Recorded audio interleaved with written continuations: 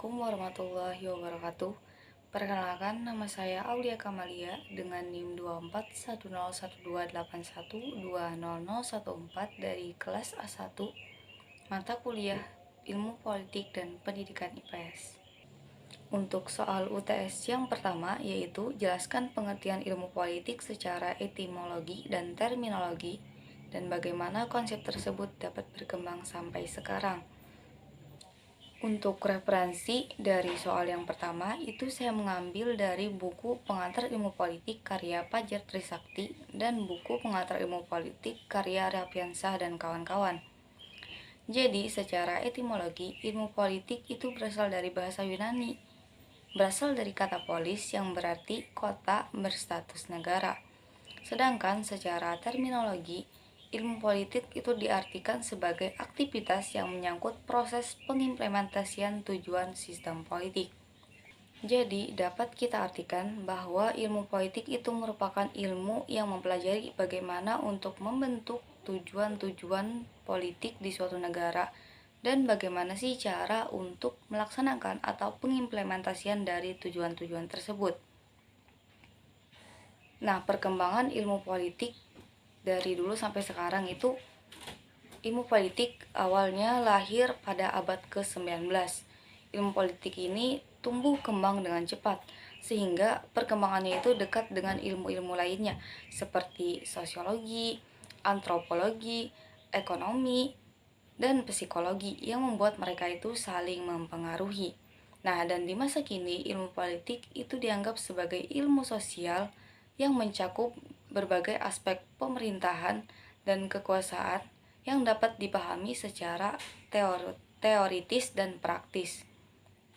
Nah, di sini juga bisa kita lihat bahwa ilmu politik itu dapat menyesuaikan diri dengan perkembangan zaman yang ada. Kan tadi awalnya ilmu politik itu lahir pada abad ke-19 ya. Sekarang itu sudah di abad 21. Jadi dari abad ke-19 ke abad 21 itu mereka itu bisa menyesuaikan diri dengan perkembangan zaman, sehingga ilmu politik yang sudah cukup lama itu bisa tetap digunakan sampai sekarang pada sistem pemerintahan. Untuk soal yang kedua yaitu mengapa konsep dasar ilmu politik penting dalam kehidupan bermasyarakat. Bagaimana penerapan konsep dasar ilmu politik dalam kehidupan sehari-hari.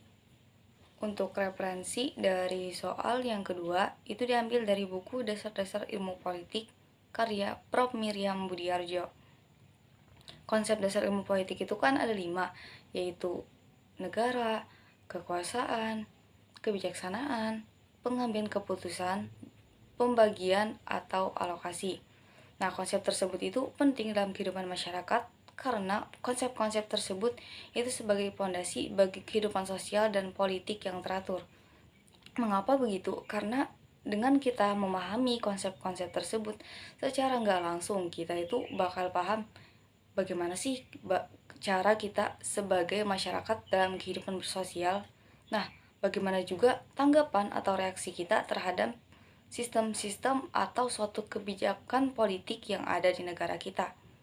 Dengan kita memahami konsep-konsep dasar dari politik ini juga, kita juga menjadi masyarakat yang lebih terarah dan lebih tenang lagi dalam menghadapi kebijakan-kebijakan yang dikeluarkan oleh pemerintah. Karena kita sudah tahu bahwa kalau pemerintah mengeluarkan kebijakan ini, berarti dampaknya bakal seperti ini. Kenapa pemerintah mengambil kebijakan itu? Ya karena pertimbangan-pertimbangan ini. Jadi secara nggak langsung kita bakal, di saat orang lain itu pro dan kontra, kita masih ada waktu untuk memikirkan apakah yang pemerintah keluarkan ini atau kebijakan yang sedang pemerintah buat ini memang benar-benar baik atau solusi terbaik untuk negara kita pada saat ini. Untuk penerapan konsep dasar ilmu politik dalam kehidupan sehari-hari yaitu yang pertama, itu kan ada negara. Kita itu dapat berpartisipasi terhadap kegiatan yang diadakan oleh pemerintah setempat. Contohnya itu kalau pemerintah di sini, di daerah Banjarmasin itu mengadakan kegiatan gotong royong untuk membersihkan lingkungan. Nah, kita itu dapat berpartisipasi dalam kegiatan tersebut. Yang kedua itu adalah kekuasaan. Nah, contohnya ini seperti pemilu. Kita dapat menggunakan hak pilih kita sebagai warga negara yang mencerminkan bahwa kita ini juga memiliki kekuasaan untuk memilih wakil-wakil rakyat yang akan duduk di pemerintahan, yang mana wakil-wakil rakyat tersebut akan mendengarkan suara kita dan memperjuangkan suara rakyat di dalam sistem pemerintahan. Yang ketiga itu ada pengambilan keputusan. Nah, pengambilan keputusan ini bisa kita ambil dalam ruang lingkup terdekat kita, yaitu keluarga. Kita bisa berdiskusi dengan orang tua kita mau melanjutkan pendidikan kemana. Misalnya orang tua kita tanya, nanti setelah lulus mau sekolah kemana lagi. Nah, kita bisa menyuarakan pendapat kita untuk pertimbangan kedua orang tua kita dalam mengambil keputusan tersebut. Yang keempat itu ada kebijakan. Nah, misalnya itu pemerintah sempat ada membuat suatu kebijakan, yaitu kebijakan lingkungan, yaitu untuk mengurangi sampah sekali pakai. Nah, kita itu bisa membuat keputusan dalam kita sendiri, untuk membuat keputusan bagi diri kita sendiri, yaitu untuk mengikuti kebijakan pemerintah tersebut. Jadi saat kita berbelanja atau ingin membeli sesuatu, kita tidak perlu menggunakan plastik sekali pakai lagi, tetapi kita bisa membawa tas belanjaan dari kain yang dapat kita gunakan berkali-kali. Jadi itu bisa mengurangi sampah-sampah tadi dan juga mendukung kebijakan pemerintah tersebut. Yang kelima itu ada pembagian atau alokasi. Contohnya itu seperti sumbangan atau bantuan sosial. Jadi kita itu dapat berpartisipasi dalam memberikan sedikit rezeki dari kita untuk masyarakat yang kurang mampu atau masyarakat yang terdampak korban-korban dari bencana alam, misalnya gempa bumi ataupun banjir. Nah, dengan uang-uang yang kita atau orang lain berikan itu dapat diberikan kepada masyarakat-masyarakat yang kurang mampu dan juga yang terdampak musibah bencana alam tersebut. Untuk soal yang ketiga, yaitu identifikasi konsep-konsep politik yang relevan dengan pembelajaran IPS di sekolah menengah. Berikan contoh bagaimana konsep tersebut dapat diajarkan kepada siswa. Untuk referensi dari soal yang ketiga, itu diambil dari buku Dasar-Dasar Ilmu Politik karya Prof. Miriam Budiarjo. Di buku tersebut dijelaskan 5 konsep dasar ilmu politik. Yang pertama itu ada negara, yaitu organisasi yang memegang kekuasaan tertinggi yang sah dan juga diakui oleh rakyatnya. Yang kedua itu kan ada kekuasaan, yaitu kemampuan seseorang atau suatu kelompok untuk mempengaruhi orang lain agar orang lain tersebut dapat menuruti atau memenuhi keinginan dari seseorang yang memerintahkannya tadi. Yang ketiga itu ada pengambilan keputusan. Pengambilan keputusan ini adalah hasil dari pemilihan beberapa alternatif.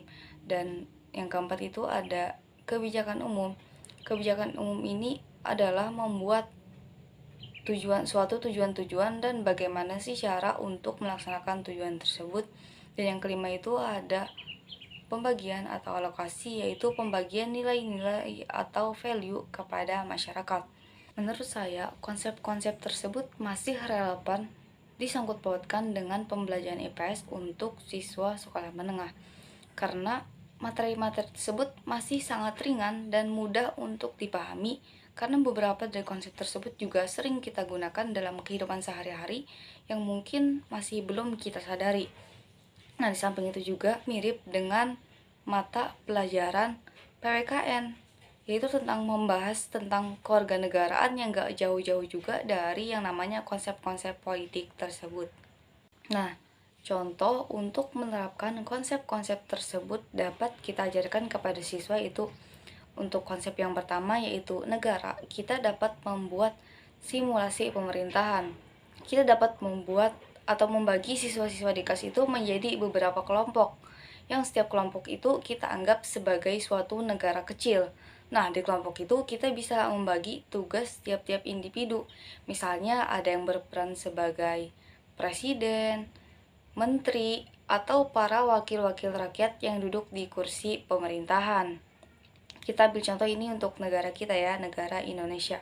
Jadi secara nggak langsung mereka itu tahu gimana sih tugas-tugas mereka dan apa aja sih yang harus mereka lakukan saat mereka menjalani peran tersebut.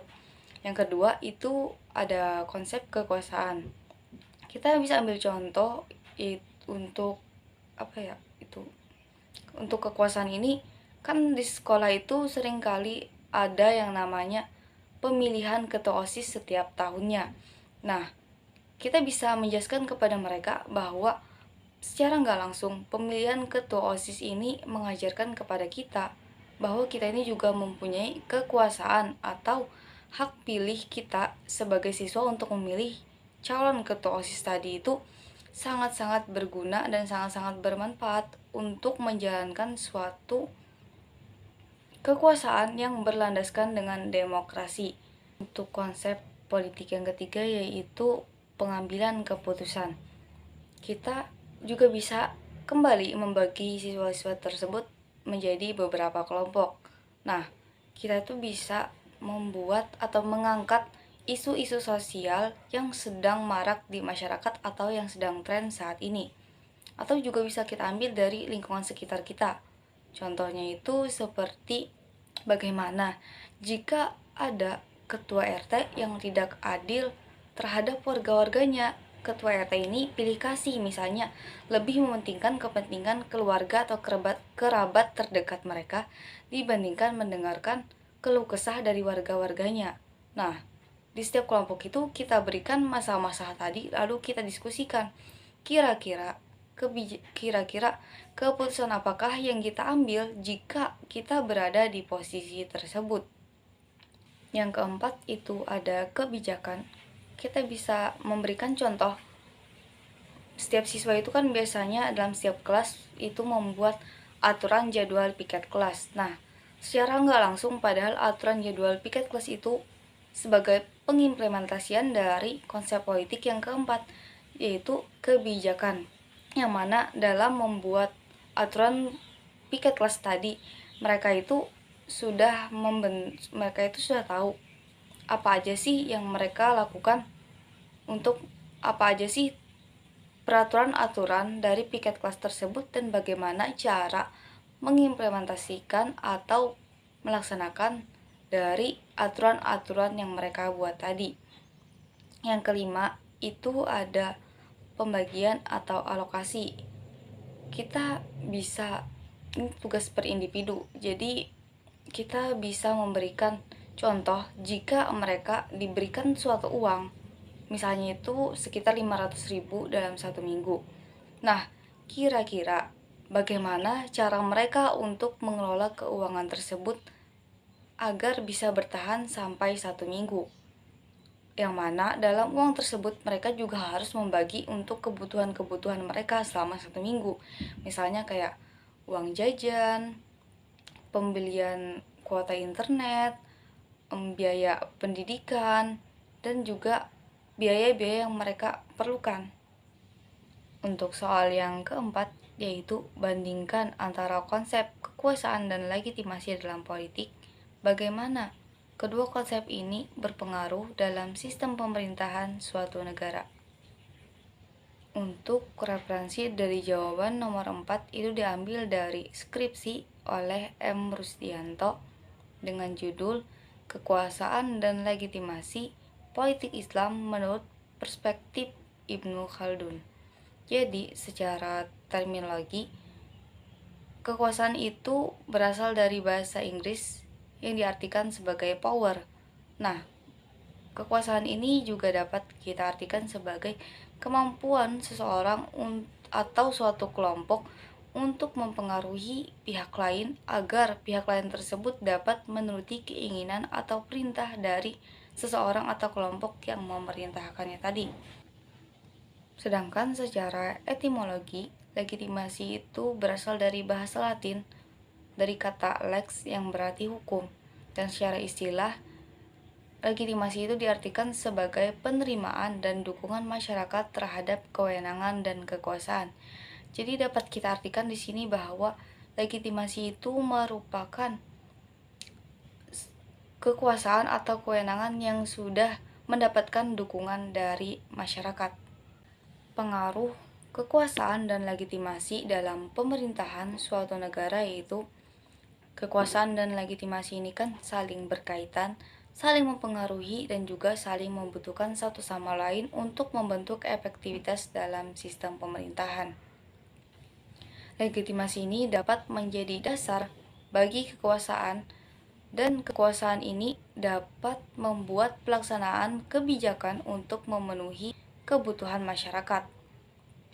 Tanpa legitimasi, kekuasaan ini cenderung rapuh dan tidak stabil. Sementara tanpa kekuasaan, legitimasi tidak dapat diimplementasikan atau pengimplementasiannya kurang efektif. Untuk soal yang kelima, yaitu bagaimana peran politik dalam pembentukan kebijakan publik yang berdampak pada bidang sosial, ekonomi, dan pendidikan. Berikan contoh konkret dalam konteks Indonesia. Untuk referensi dari jawaban soal yang kelima itu diambil dari jurnal Peran Partai Politik dalam Pembentukan Kebijakan Publik oleh Hidayatuddin dan Padrisan Jamba.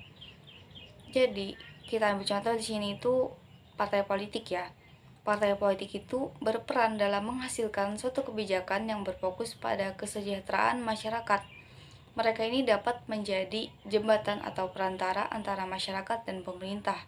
Mereka dapat mendengarkan aspirasi-aspirasi atau suara-suara dari rakyat, dan kemudian mereka menyampaikan aspirasi-aspirasi dan suara-suara rakyat tadi kepada pemerintah, sehingga kebijakan yang dibuat atau keputusan yang dikeluarkan oleh pemerintah itu sesuai dengan kebutuhan dari masyarakat.